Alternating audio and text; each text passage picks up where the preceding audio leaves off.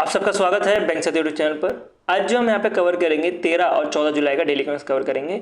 तो without wasting time national affairs की आपको मैं लॉन्चेस की तरफ ले चलता हूँ। तो पहला न्यूज़ आ रहा है, department of empowerment of person with disability, जो PWD के जो लोग रहते हैं उनके लिए एक पोर्टल लॉन्च किया गया है। और टोटल 2 स्कीम्स है, डिसेबिलिटी वेलफेयर स्कीम्स 2 तरह के हैं, उसके लिए पोर्टल लॉन्च किया गया है। जैसे कि आप देख सकते हो, ये पर्सन है, डिसेबल पर्सन है, ये जो है पोर्टल यूज करते हुए वो 2 स्कीम का लाभ उठा सकते हैं। कौन से 2 स्कीम्स? दीनदयाल दिव्यांगजन रिहेबिलिटेशन स्कीम और उसके साथ आपको मिलेगा district disability rehabilitation centre scheme. ये दोनों स्कीम का लाभ ले सकते हैं। जो नया पोर्टल लॉन्च किया गया है, आप इधर ये वाले देख सकते हो। ठीक है, पुराना जो पोर्टल था उसको रिप्लेस करके अब नया पोर्टल लॉन्च किया गया। अब ये जो स्कीम है DDRS स्कीम, दीनदयाल दिव्यांगजन रिहेबिलिटेशन स्कीम, इसके बारे में थोड़ा कुछ पढ़े तो ये एक तरह का ये सेंट्रली स्पॉन्सर स्कीम है। इसका मतलब क्या हुआ कि जो भी बजट DDRS के ऊपर लगने वाली है उसमें सेंटर भी पैसा देगी, उसका स्टेट भी पैसा देगी। अगर बात करें, सेंटर जो है वो 60% देंगी, स्टेट जो है वो 40% देंगी। और बाकी कुछ स्टेट जैसे कि नॉर्थ ईस्ट स्टेट्स हो गए या हिल स्टेशन हो गए, वहाँ पे सेंटर 90% देता है और स्टेट जो है 10% देता है। ये जो कुछ ऑर्गेनाइजेशन रहती है जो कि एजुकेशन या रिहैब करने की हेल्प करती है, जो PWD के जो लोग रहते हैं उनको जो है सपोर्ट की जाती है अंडर दिस स्कीम। इसको पहली बार 1999 में लॉन्च किया गया था और इसका नाम जो है 2003 में चेंज किया गया था। ठीक है, तो ये छोटे मोटे चीज़ें हैं जो कि एक स्कीम में भी जब क्वेश्चंस बनते हैं तो इसे जो करंट अफेयर्स रहते हैं वैसे बनता है, तो आपको ये सारी चीज़ें भी कवर करते हुए चलनी है। नेक्स्ट चलते हैं, इंडियन आर्मी ने एक ऑपरेशन सीवा लॉन्च किया है। जो भी अमरनाथ यात्रा में लोग जा रहे हैं, देख सकते हो अमरनाथ यात्रा में लोग जा रहे हैं, वहाँ पे एक फौजी इनको गाइड करते हुए जा रहा है या इनकी सेफ्टी भी देखते हुए जा रहा है। तो ये स्कीम जो है सीवा 2025, जो अमरनाथ यात्रा है जम्मू एंड कश्मीर में जो होने वाला है होता है हर साल, तो उसके लिए जो है गाइड और सेफ्टी देने का काम करेंगे, सिक्योरिटी देने का काम करेंगे। टोटल बोला जा रहा है कि 8000 प्लस जो है ट्रूप्स यहाँ पे डिप्लॉय किए जाएंगे नॉर्थ और फिर साउथ रूट्स पर। उसके साथ ही आपको पता होगा कि अमरनाथ जो यात्रा रहता है वो इतना आसान होता नहीं है, बहुत डिफिकल्ट यात्रा है और पहाड़ के ऊपर होने की वजह से बहुत लोग की सांस फूल जाती है। तो इसकी वजह से बोला गया टोटल 150 मेडिकल स्टाफ, उसके साथ 100 बेड हॉस्पिटल भी जो है अरेंज किए गए हैं। ठीक है, तो ये इतना इंपॉर्टेंट क्यों सिक्योरिटी, बिकॉज अभी पता ही होगा कि पाकिस्तान के साथ इंडिया का क्या इशू चल रहा है और इवन पाकिस्तान तो वैसे भी ट्राई करते रहता है कि इंडिया में कैसे अटैक किया जा सकता है। तो ये मोस्टली पाकिस्तान के आसपास जो है इलाका आता है, जो अमरनाथ यात्रा है तो पाकिस्तान के आसपास आता है, तो चांसेस होते हैं कि वो लोग भी अटैक करें, पाकिस्तान के जो आतंकवादी वो अटैक करें। तो इसके लिए जो है सिक्योरिटी देना बहुत इंपॉर्टेंट है और इंडियन आर्मी का जो ऑपरेशन सीवा है इसके अंतर्गत इंडियन आर्मी के जो सोल्जर्स हैं इनको डिप्लॉय कर दिया गया है। नेक्स्ट चलते हैं, नेक्स्ट बैंकिंग अवेयरनेस के ऊपर बढ़े तो ये वैसे तो ये नेशनल अफेयर्स में भी आ सकता है, बट ई कुबेर की बात की गई है RBI की, तो इसके से मैंने इसको बैंकिंग अवेयरनेस पे रखा गया। तो ये आ रहा है कि RBI ने जितने भी सेंट्रल गवर्नमेंट के पेमेंट है उसको अलाउ कर दिया गया है कि जो भी सेंट्रल गवर्नमेंट के पेमेंट्स हैं, कौन से पेमेंट, जैसे कि इंफ्रास्ट्रक्चर पेमेंट हो गया, कोई कॉन्ट्रैक्ट दिया है, national highway authority of India ने कोई कॉन्ट्रैक्ट दिया किसी कॉन्ट्रैक्टर को। इसके साथ ही अगर बात करें कोई स्कीम अगर कोई चला रहा है गवर्नमेंट, उसके लिए कोई पेमेंट करने जा रहा है, उसके साथ अगर बात करें कि इंसेंटिव दे रहा है, ठीक है, तो उस केस में अगर पेमेंट करने जा रहा है, अगर वो पेमेंट जो है 75 करोड़ से ज़्यादा हो गया, तब वो पेमेंट जो है ई कुबेर जो RBI का सिस्टम है उसके द्वारा करना पड़ेगा। ठीक है, तो ये जो है बताया गया है गवर्नमेंट ऑफ इंडिया के द्वारा। पहले जो था ये 500 करोड़ का थ्रेशोल्ड था कि 500 करोड़ के ऊपर अगर कोई भी पेमेंट करना हो गवर्नमेंट को तो वो ई कुबेर के थ्रू करना पड़ेगा, पहले ये रूल था। अब रूल है कि 75 करोड़ के अगर ऊपर हो तब जो है ई कुबेर के थ्रू, ई कुबेर सिस्टम से पेमेंट करना पड़ेगा। और अगर बात करें 75 करोड़ से अगर कम हो तब, तो 75 करोड़ से कम हो तो गवर्नमेंट अपने हिसाब से जो भी अपना इंस्ट्रूमेंट है वो यूज़ कर सकती है, ऑनलाइन पेमेंट, कैश पेमेंट या जो भी चीज़ें हैं, जो भी असेंबली चाहेंगी, स्टेट असेंबली या सेंट्रल असेंबली जो भी चाहेगी, सेंट्रल लोकसभा जो भी चाहेंगी उस हिसाब से होगा। बट अगर बात करें अगर 75 करोड़ से ज़्यादा हुआ तो उस केस में जो है ई कुबेर सिस्टम ही यूज़ करना पड़ेगा। ई कुबेर सिस्टम है क्या? ई कुबेर जो है जैसे बैंक का कोर बैंकिंग सिस्टम होता है, वैसे RBI का ये कोर बैंकिंग सॉल्यूशन प्लेटफॉर्म है जिसके अंदर गवर्नमेंट सिक्योरिटीज, कमर्शियल पेपर्स, अब जो पेमेंट है गवर्नमेंट का जो पेमेंट है 75 लाख के ऊपर वो भी यहीं पे होगा। ठीक है। तो इसके अंदर जो गवर्नमेंट का सेटलमेंट्स है, इंटर बैंक पेमेंट्स, ऑक्शन, सब कुछ जो इसके अंदर करती होता है, ई-कुबेर प्लेटफॉर्म के अंदर करती होता है। अब ये करने का सबसे बड़ा कारण क्या है? एक तो जो ई-कुबेर प्लेटफॉर्म है ये बहुत फास्ट पेमेंट गेटवे है, समझ सकते हो। तो ये जो है फास्टर पेमेंट देने का काम करेगा, विद इन 24 आवर्स के अंदर ही जो है पेमेंट सेटल हो जाएगा। इसके साथ ही रियल टाइम ट्रैकिंग भी रहेंगी जो बड़े बड़े गवर्नमेंट के पेमेंट्स रहते हैं उसका, जिसके वजह से करप्शन नहीं होगा, ठीक है। क्योंकि जो बड़े बड़े प्रोजेक्ट्स होते हैं यहाँ पे करप्शन होने के चांसेस बहुत ज़्यादा होते भी हैं डेफिनेटली यार। तो वो रोकने के लिए जो है एक तरह से गवर्नमेंट ऑफ इंडिया की तरफ से ये स्टेप उठाया गया है। उसके बाद ये इंप्रूव करेगा ट्रांसपेरेंसी, एक्यूरेसी और एफिशिएंसी भी। बट कितना भी कोशिश कर ले यार, करप्शन तो होते ही है, तो करप्शन तो होगा यार, उसमें तो कोई दोहराया नहीं है। अब फ्यूचर में प्लान है कि ये 75 करोड़ रुपए को जो है और कम करके 50 करोड़ और किया जाए, फेजेस में 50 करोड़ तक लाया जाए। और कुछ payment for some payment current threshold जो है 100 करोड़ ऑलरेडी है, तो उसके लिए 100 करोड़ रहेगा, बट बाकी सारे पेमेंट्स के लिए जो है 75 करोड़ कर दिया गया। अब चलते हैं एक आरबीआई के ऊपर पेनल्टी पड़ता है, दो तरह की पेनल्टीज लगाई गई है। एक एचडीएफसी बैंक के ऊपर लगाई गई है, एक श्रीराम फाइनेंस के ऊपर लगाई गई है। एचडीएफसी बैंक के ऊपर 4.88 लाख रुपए की पेनल्टी लगाई गई है और श्रीराम फाइनेंस के ऊपर जो है 2.70 लाख रुपए की पेनल्टी लगाई है। कारण क्या है? अभी इन्होंने जो section 47A of the banking regulatory act 1949 इसका जो इसके अंतर्गत जो है इनके ऊपर पेनल्टी लगाई है। और पहली चीज़ जो एचडीएफसी के ऊपर लगाई है वो फेमा एक्ट के अंतर्गत लगाई गई है। फेमा एक्ट मतलब फॉरेन एक्सचेंज मैनेजमेंट एक्ट के अंतर्गत लगाई गई है कि इन्होंने जो फॉरेन इन्वेस्टमेंट रूल है वो वायलेट किया है। लोन देते समय, टर्म लोन देते समय जो है इन्होंने फॉरेन इन्वेस्टमेंट रूल वायलेट किया, जिसकी वजह से इनके ऊपर पेनल्टी लगाई है 4.88 लाख। उसके श्रीराम फाइनेंस के बारे में बात करें तो इन्होंने जो डिजिटल लैंडिंग नॉर्म्स है उसको सही से फॉलो नहीं करा है, इसके वजह से इनके ऊपर 2.70 लाख रुपए की पेनल्टी लगाई गई है, ठीक है। बैंकिंग अवेयरनेस खत्म हो गया। मेरा काम ये है कि आपको शॉर्ट और क्रिस्प में सारी चीज़ समझाया जाए। ये टीचर आपको कोई बाद में जो बड़े बड़े टीचर्स है वो आपको समझाएंगे, कुछ मान सकते हैं कि आधा घंटा 25 मिनट ले लेंगे, बट ये चीज़ समझाएंगे और कुछ ज़्यादा समझाएंगे नहीं, बस वो टाइम ले लेते ज़्यादा, क्योंकि उनका लाइव लेक्चर्स रहता है। तो रिकॉर्डेड देखना ज़्यादा अच्छा है, और इवन अगर आप 2x में देख सकते हो तो आप अपना और ज़्यादा टाइम बता भी सकते हो। नेक्स्ट चलता है, नेक्स्ट इंडस्ट्रियल न्यूज़ में बढ़ता है। तो ये आ रहा है वर्ल्ड हेरिटेज कमेटी ने रिमूव कर दिया है 3 अफ्रीकन साइट्स को, ठीक है। 3 अफ्रीकन साइट्स को जो वर्ल्ड हेरिटेज इन डेंजर्स के अंतर्गत लिस्ट के अंतर्गत आती है, इसको रिमूव कर दिया गया है। अब ये कौन सा लिस्ट है इसके बारे में समझते हैं। देखो, कोई भी हेरिटेज साइट जो है डिक्लेयर किया जाता है पहले, ठीक है। उसके बाद अगर मान लेते हैं कि वो हेरिटेज साइट डेंजर में है, अब मान लेते हैं ताजमहल जो है हमारा हेरिटेज साइट है, ताजमहल जो है हमारा हेरिटेज साइट है। अगर यहाँ पे यमुना, कभी तो फुल होगा नहीं, यमुना की वजह से वाटर लॉगिंग हो गई और ताजमहल डूबने लग गया, तो उस केस में उसको बोला जाएगा world heritage in danger list में आ गया है। वैसे ही 3 तरह के अफ्रीका के साइट्स थे जो कि world heritage in danger list में थे, अब इसको जो है हटा दिया गया है। इसके बारे में अभी 47 session of world heritage committee के द्वारा किया जा रहा था, वहाँ कहाँ पे, पेरिस फ्रांस में हो रहा था। तो यहाँ पे इसके बारे में बताया गया है। कौन कौन से 3 साइट्स आपको पहला तो मिलेगा, रेन फॉरेस्ट ऑफ अत्सी नन्ना ही होगा, ठीक है, और ये मैडागास्कर में है। तो इसको जो है 2007 में जो है इस वर्ल्ड हेरिटेज लिस्ट के अंतर्गत रखा गया था, वर्ल्ड हेरिटेज लिस्ट के अंतर्गत रखा गया था। और अब जो है इसको डेंजर लिस्ट में 2010 में रख दिया गया था और अब इसको रिमूव कर दिया गया है। क्या कारण था? कारण था कि जो इलीगल लॉगिंग, उसके साथ रोजवुड ड्रैगिंग, ये सारी चीज़ें हो रही थी, जिसकी वजह से इसको जो है रखा गया था। पर इनका कहना है कि 60% से ज़्यादा फॉरेस्ट को जो है रिस्टोर कर दिया गया है। इवन जो इनलीगल लॉगिंग और फिर पाउचिंग थी उसको भी रिड्यूस कर दिया गया। तो ये कुछ एक्शंस लिए गए जिसकी वजह से जो मैडागास्कर में रेन फॉरेस्ट था उसको हटा दिया गया है under this list of world heritage in dangers से। दूसरा जो मिलेगा आपको इजिप्ट से मिलेगा, अबू मेनी के बारे में बात करें तो 1979 में जो है इसको लिस्ट किया गया था और 2001 में जो है इसको डेंजर लिस्ट 1971 में वर्ल्ड हेरिटेज साइट के अंतर्गत लाया गया था और 2001 में जो है डेंजर लिस्ट के अंदर डाला गया था। कारण जैसे कि मैंने आपको बताया कि वो जो वाटर, जैसे ताजमहल का एग्जांपल है जहाँ पे वाटर लॉगिंग हो गई थी, वैसे ही मान सकते हो जो ग्राउंड वाटर जो था वो बहुत ज़्यादा डैमेज हो रहा था। ग्राउंड वाटर की वजह से ये स्ट्रक्चर जो है बहुत ज़्यादा डैमेज हो रहा था, जिसकी वजह से इसको डेंजर लिस्ट में 2001 के अंदर रखा गया था। और अभी कुछ अराउंड 15 साल के बाद इसको जो है इस लिस्ट से निकाला गया, कारण कि इन्होंने कुछ एक्शन लिए, जैसे कि सोलर पावर ड्रेनेज सिस्टम बनाया है, उसके साथ ही एक फुल कंजर्वेशन प्लान भी बनाया था 2024 में, जिसकी वजह से अभी इसको रिमूव कर दिया गया। उसके नेक्स्ट मिलेगा आपको ओल्ड टाउन ऑफ घाडामस जो कि लिब्रा में है। इसको 1986 में लिस्ट किया गया था और डेंजर लिस्ट में 2016 के बाद रिमूव कर दिया गया है।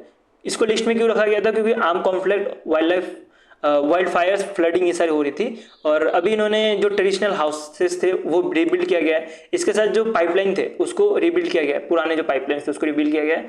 इसके साथ ही इंट्रोड्यूस किया गया है digital risk management and skill building programme. ये सारा चीज़ करने की वजह से अब जो है लिब्रा का जो ये ओल्ड टाउन ऑफ घड़ामास है इसको भी जो है रिमूव कर दिया गया। एक आपको मिलेगा मेडागास्कर, दूसरा मिलेगा इजिप्ट, तीसरा मिलेगा लिब्रा।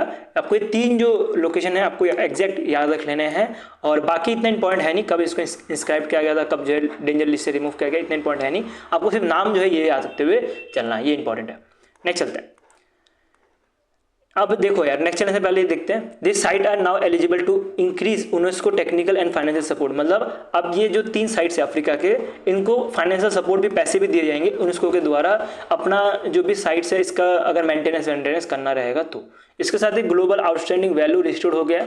अब ये लिस्ट से हट चुके हैं तो यहाँ पे ज़्यादा से ज़्यादा टूरिज्म जाएंगे तो आसपास के जो जॉब क्रिएशन भी होगा और फाइनेंशियली जो है स्टेबल भी हो पाएगा उनके आसपास के जगह के लोग। ठीक है, नेक्स्ट चलते हैं। इधर ही जो मीटिंग हो रही थी यहाँ पे इंडिया का जो मराठा मिलिट्री लैंडस्केप है इसको ऐड किया गया under the world heritage list में। ठीक है, तो वर्ल्ड हेरिटेज लिस्ट में नाम आ चुका है तो इसका मतलब क्या, एक तरह से रिकॉग्निशन मिल गया पूरे वर्ल्ड के तरफ से। उसके साथ ही जो है इनको फंडिंग भी दी जाएंगी बाय दी यूनेस्को।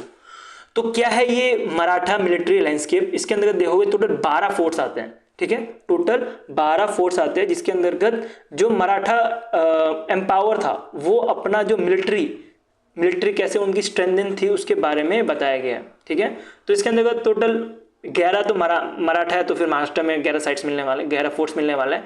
एक जो है तमिलनाडु में मिलेगा।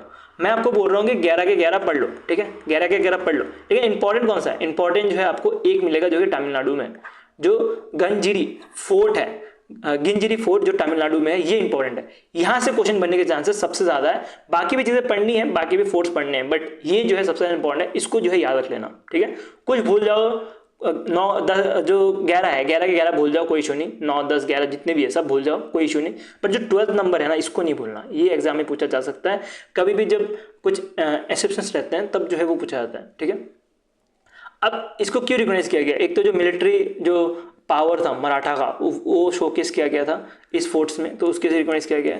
इसके साथ ही इसका जो ट्रेन है, उसके साथ जो स्ट्रॉन्ग फोर्टिफिकेशन है, वाटर मैनेजमेंट है, ये सब के लिए भी जो है इसको रिकॉग्नाइज किया गया है। और ये एक तरह का सिंबल ऑफ रेजिडेंस भी था छत्रपति शिवाजी महाराज जी का। ठीक है, तो इसके लिए भी जो है इसको रिकॉग्नाइज किया गया है बाय वर्ल्ड हेरिटेज कमेटी के द्वारा।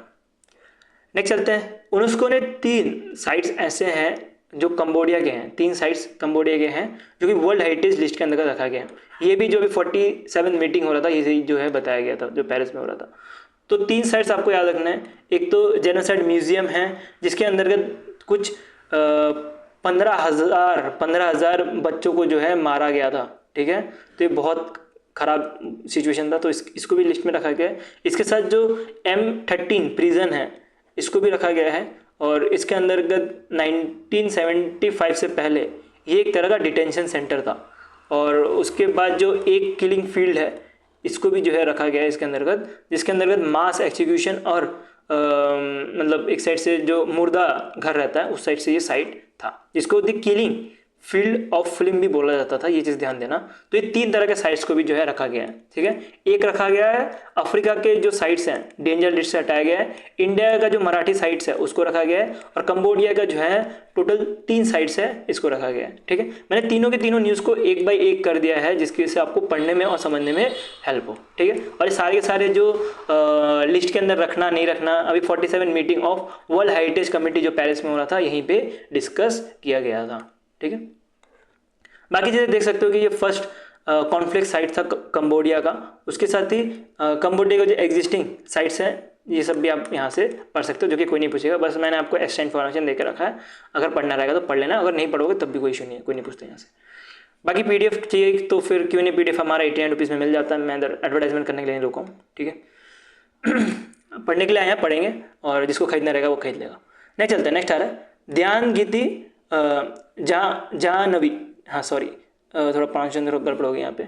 जानवी, इनका नाम तो जानवी है, इनका टाइटल जो है ध्यान गति है। ठीक है, तो ये आते हैं आंध्र प्रदेश से आते हैं। ये इंडिया की पहली सेलेक्ट हुई है as a astronaut candidate for Titan ship industrial 2029 का जो ऑर्बिटल मिशन है इसके लिए, ठीक है। और इस मिशन को जो है लीड करेंगे विलियम जूनियर जो है लीड करेंगे, याद रखना। ये नासा के जो है एस्ट्रोनॉट है, ये लीड करेंगे। उसमें से एक मेंबर जो है आपको जाह्नवी मिलने वाली है।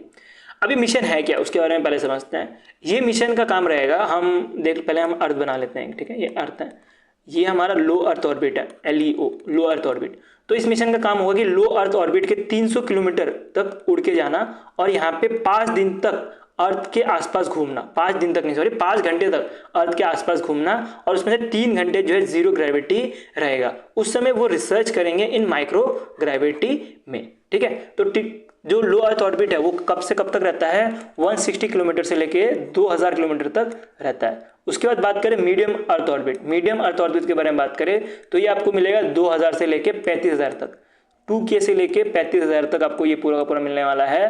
और ये जो मिशन है लो अर्थ ऑर्बिट में, उसके ऊपर जो मीडियम अर्थ ऑर्बिट है उसके ऊपर जो है GEO रहता है, जो कि 35,000 से भी ऊपर का रहता है, ठीक है। लेकिन ये मिशन के बारे में बात करें, ये मिशन अभी के टाइम पे जो है लो अर्थ ऑर्बिट में चलाया जा रहा है। लेकिन फ्यूचर का प्लान है इनका कि 2030-32 तक जो है इनका प्लान है कि मून में जाना और उसके बाद मार्स में जाना।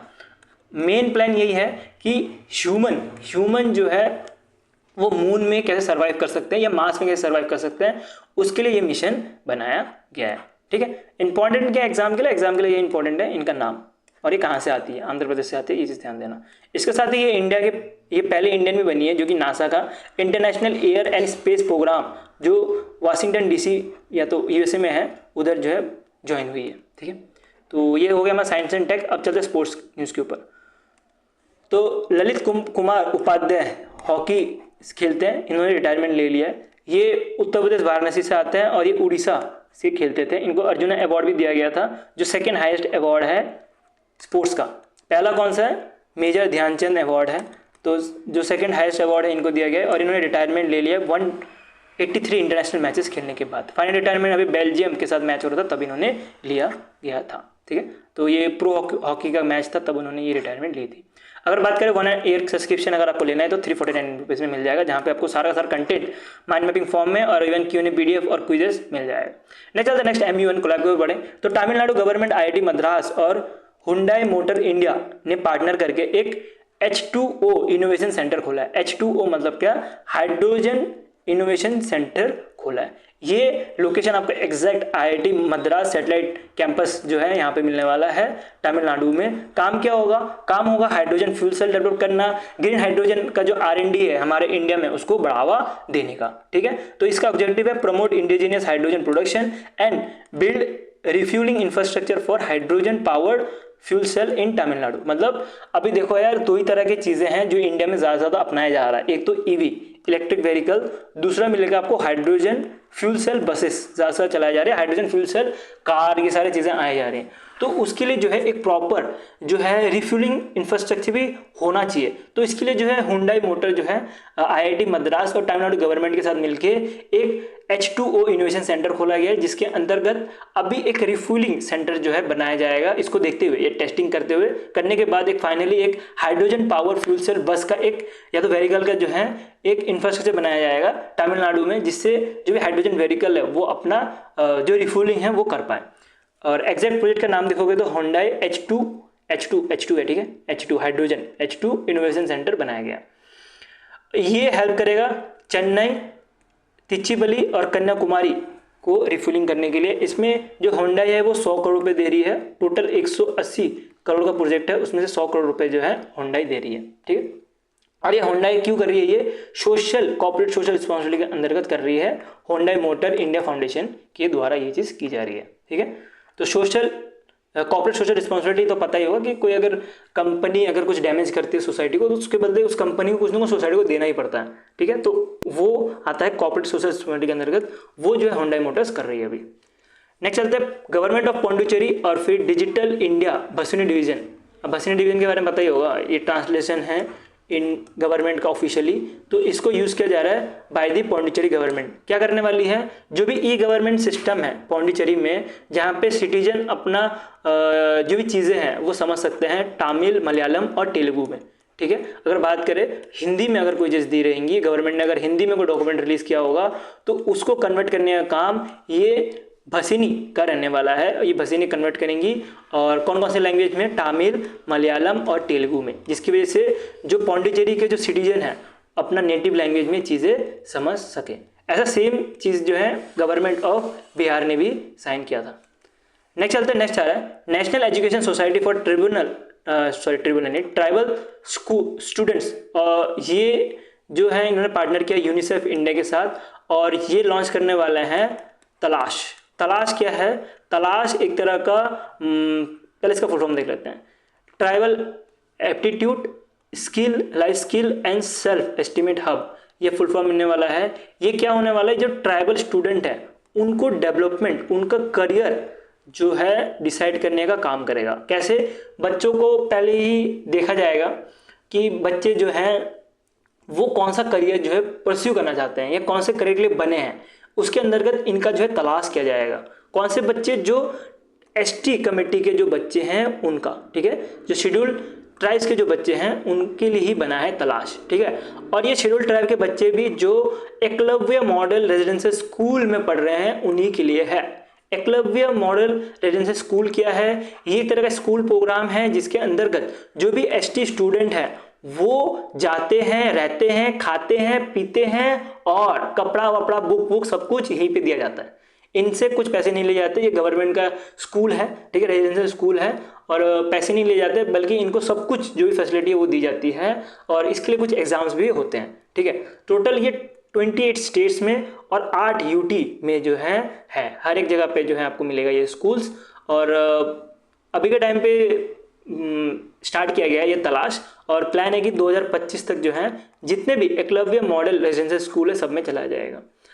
काम क्या है? काम तो मैंने आपको ऑलरेडी बता दिया, एम्पावर करना ट्राइबल यूथ को by guiding them to explore their strength. क्या उनकी स्ट्रेंथ है? अगर बात करते हो कोई अगर मैथ्स में अच्छा हो, क्या पता मैथ्स में अच्छा हो तो उनको बताया जाएगा कि तुम जो है IIT में जा सकते हो या साइंस स्ट्रीम में जा सकते हो। किसी का अगर सोशल साइंस अच्छा है, ठीक है, सोशल साइंस अच्छा है तो उनको बताया जाएगा कि आप दूसरे फील्ड में जा सकते हो, जैसे कि BCom कर सकते हो, BA कर सकते हो, MA कर सकते हो। तो ये सारी चीज़ें जो है उनको पहले से ही बताया जाएगा तलाश स्कीम के अंतर्गत, ठीक है। इसके साथ ही इनको कार्ड भी दिया जाएगा। यहाँ पे आप देख सकते हो हर एक स्टूडेंट को जो है एक करियर कार्ड भी दिया जाएगा जहाँ पे उनका करियर सजेशंस दी जाएंगी। नेक्स्ट चलते हैं, नेक्स्ट डिफेंस के ऊपर बढ़ते हैं न्यूज़ में।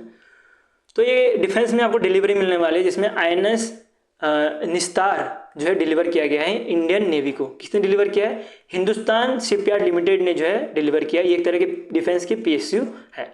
तो इंडियन नेवी को देख सकते हो ये शिप जो है डिलीवर किया गया है जो कि एक तरह से जो मदर शिप रहती है, मदर शिप, जैसे कि INS विक्रांत देखोगे तो बहुत बड़ा शिप है, ठीक है। तो देखो INS विक्रांत, अगर ये INS विक्रांत है मान लेते हैं, ठीक है, इमेज बहुत खराब बन रही है, ये INS विक्रांत है मानते हैं, तो इसके आसपास जो शिप घूमती है उसको बोला जाता है INS विक्रांत जो है मदर शिप है और उसके आसपास जो शिप होती है वो उसको गाइड करते हुए चलती है कि जो INS विक्रांत है ये मदर शिप है इसके ऊपर कोई अटैक ना कर दे। तो इसी के लिए जो है INS जैसे नस्तीर हो गया, ये जो है घूमते रहेंगी और इनके ऊपर भी जो है वेपन, रडार ब्लॉकेज, ये सारी सिस्टम रहती है जिसकी वजह से जो INS विक्रांत है इनके ऊपर कोई अटैक करना पाए, इसके ऊपर कोई अटैक करना पाए। अभी डिलीवरी के बारे में बात करें, इसको विशाखापट्टनम आंध्र प्रदेश में डिलीवर किया गया था और ये पहला indigenously design and build driving support vessel बनाया गया है बाय हिंदुस्तान शिपयार्ड लिमिटेड के द्वारा।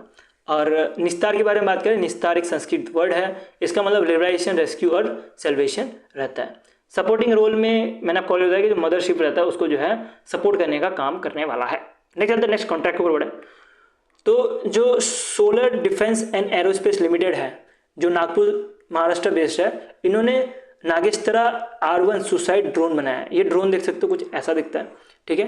ड्रोन के बारे में बात करें तो ड्रोन का टोटल रेंज आपको मिलेगा 30 किलोमीटर। अगर ये ऑटोमेटिक में रखा जाए तो 30 किलोमीटर दूर तक जा सकता है। उसके बाद अगर इसको मैनुअली चलाया जाए तो 15 किलोमीटर दूर तक जा सकता है। टोटल अगर बात करें 60 मिनट तक जो है ये उड़ सकता है, कंटिन्यूसली 60 मिनट तक उड़ सकता है। टोटल हाइट 4500 मीटर ऊपर उड़ सकता है, मतलब 4.5 किलोमीटर ऊपर तक ये उड़ सकता है। और 1 kg तक जो है वॉरहेड मतलब कि बॉम्ब जो है कैरी कर सकता है। तो इसका काम क्या रहेगा, जैसे नाम से पता लग रहा है सुसाइड ड्रोन है, तो 1 किलो का जो वॉरहेड है वो कैरी करेगा और टोटल 60 मिनट दूर तक, टोटल 30 किलोमीटर तक दूर जा सकता है। तो 30 किलोमीटर तक दूर जाके वहाँ पे ये ब्लास्ट हो जाएगा। सेल्फ डिस्ट्रक्शन ड्रोन है तो वो ब्लास्ट हो जाएगा। ठीक है, इसमें बताया जा रहा है कि 80% जो है इसको इंडिजियसली बनाया गया है और इसके ऑर्डर जो है मिनिस्ट्री ऑफ डिफेंस ने दिया था इंडियन आर्मी के लिए। तो ये ड्रोन जो है इंडियन आर्मी को सौंपा जाएगा after completing this contract. Total 158 crore रुपये जो है इसके लिए लगे हैं। नेक्स्ट चलते हैं ट्रायल के ऊपर बढ़ते हैं। तो ये आप देख सकते हो ERASR एंटी सबमरीन वेपन जो है इंडियन नेवी ने टेस्ट किया था। ठीक है, इसका फुल फॉर्म देखोगे तो extended range anti submarine rocket जो है इंडियन नेवी ने टेस्ट किया था INS कावाराती में। ठीक है, और टोटल 17 रॉकेट जो है छोड़े गए थे। ठीक है, तो ये आप देख सकते हो, ये है वो रॉकेट जिसके बारे में बात कर रहा हूँ, ERASR। इसको जो है ये आपको दिख रहा होगा, ये जो है आपको पूरा शिप दिख रहा है, ये है INS कावाराती। इसके द्वारा जो है ये मिसाइल लॉन्च किया गया था। और जैसे नाम से काम पता लगता है, एंटी सबमरीन मिसाइल है, मतलब एंटी सबमरीन मिसाइल वेपन है। तो ये जो है सबमरीन में अगर कोई अटैक कर रहा होगा तो उस केस में ये रॉकेट अटैक करेगा उस रॉकेट के ऊपर और उस रॉकेट को जो है ब्लास्ट कर देगा इन मिड एयर। ठीक है, तो इसको जो है डेवलप किया गया है अंडर DRDO का जो ARDE है पुणे के द्वारा, और इसको जो है सपोर्ट किया गया था high energy mineral research laboratory, उसके naval science and technology laboratory के साथ, और इसके साथ BDL और फिर solar defence and aeronautical limited ने भी पार्टनर किया था, मतलब प्रोडक्शन पार्टनर बने थे। तो ये सारे जो चीज़ें हैं ये चीज़ आपको याद रखने वाली चीज़ है, तो यहाँ पे कुछ बताने लायक है नहीं, बाकी चीज़ें मैंने आपको समझा दी है। नेक्स्ट चलता है, नेक्स्ट एक software defined radio man pack देख सकते हो। इसके अंदर क्या था, आपको फ़ोन मिलेगा, उसके बाद पूरा एक स्ट्रक्चर मिलेगा जिससे बातें कर सकते हो, कम्युनिकेट कर सकते हो, एक मिलिट्री दूसरे मिलिट्री के साथ, एक मिलिट्री पर्सन दूसरे मिलिट्री के साथ कम्युनिकेट कर सकता है और बीच में कोई भी इंटरफेरेंस नहीं होगा। तो ये जो है इसका ट्रायल अभी डिफेंस इलेक्ट्रॉनिक्स एप्लीकेशन लेबोरेटरी के द्वारा किया गया था, जो कि DRDO के अंदर आता है। इसके साथ ही जो कॉम्पैक्ट कम्युनिकेशन सिस्टम जिसको CS बोला जाता है, इसको भी टेस्ट किया गया है। ठीक है, तो ये एक तरह का मल्टी बैंड कम्युनिकेशन रहने वाला है, जिसकी वजह से एक ही से जो है डिफरेंट जगह पे बात की जा सकती है। और ये आर्म फोर्स और सिक्योरिटी एजेंसी के लिए बना है कि वो टफ ट्रेन में जो है यूज़ कर पाए, क्योंकि टफ ट्रेन में बात करें तो वहाँ पे फ़ोन यूज़ नहीं हो सकता, और फ़ोन यूज़ भी होगा तो फ़ोन को भी आतंकवादी टैप कर सकते हैं।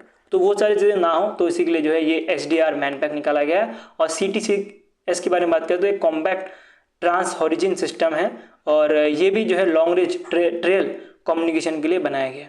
ठीक है, और ये डील जो है मिनिस्ट्री ऑफ होम अफेयर्स, उसके साथ आपको CRPF DLIC बहुत सारी चीज़ें मिलेंगे।